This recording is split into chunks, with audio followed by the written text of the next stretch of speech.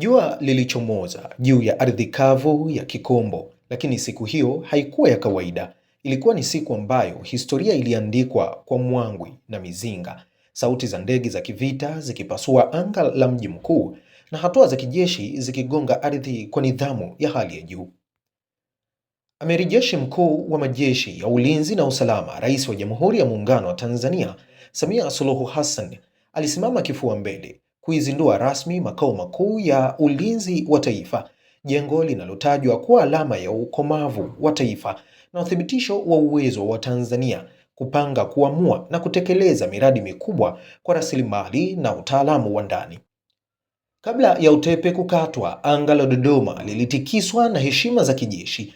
Mizinga ya heshima ilifyatua risasi zake kwa nidhamu ya hali ya juu kutoka kwa Tanzania People's Defence Force, yaani Jeshi la Ulinzi la Wananchi wa Tanzania, JWTZ, huku ndege za kivita zikizunguka juu ya jengo hilo. Ishara ya hadhi na uzito wa tukio hilo la usalama wa taifa, kwani hiyo haikuwa tu hafla ya uzinduzi, ilikuwa ni tamko kwa dunia kwamba Tanzania imepiga hatua. Ujenzi wa ngome hii ulianza katika serikali ya awamu ya tano. Jiwe la msingi liliwekwa Novemba 25 mwaka 2019 na aliyekuwa rais wa wakati huo hayati John Magufuli, kiongozi aliyesisitiza nidhamu, uzalendo na miradi ya kimkakati.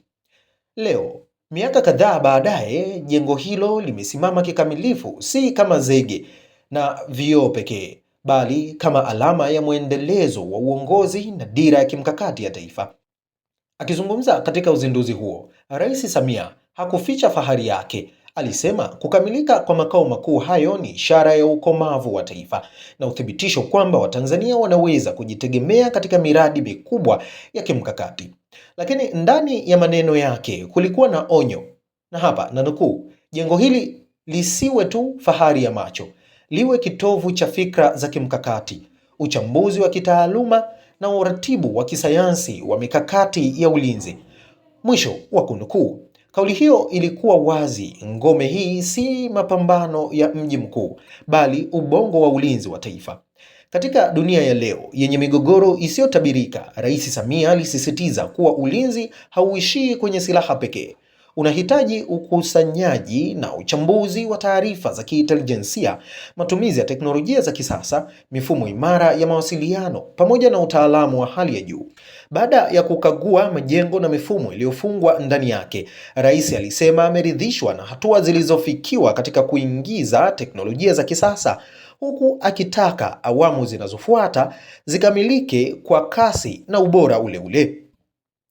Kwa kuhamishia makao makuu ya ulinzi Dodoma, Tanzania imekamilisha sura nyingine ya safari ya kuufanya mji mkuu huo kuwa kitovu halisi cha maamuzi ya kitaifa, kisiasa, kiutawala na sasa kijeshi. Ni hatua inayoongeza uhuru wa maamuzi ya ulinzi na kuinua hadhi ya Tanzania katika ramani ya usalama barani Afrika, ambapo Rais Samia aliahidi kuhakikisha awamu zilizosalia za mradi zinakamilika kwa wakati ili kuendelea kuimarisha uwezo wa taifa kulinda mipaka yake, maslahi yake na usalama wake wa ndani na nje.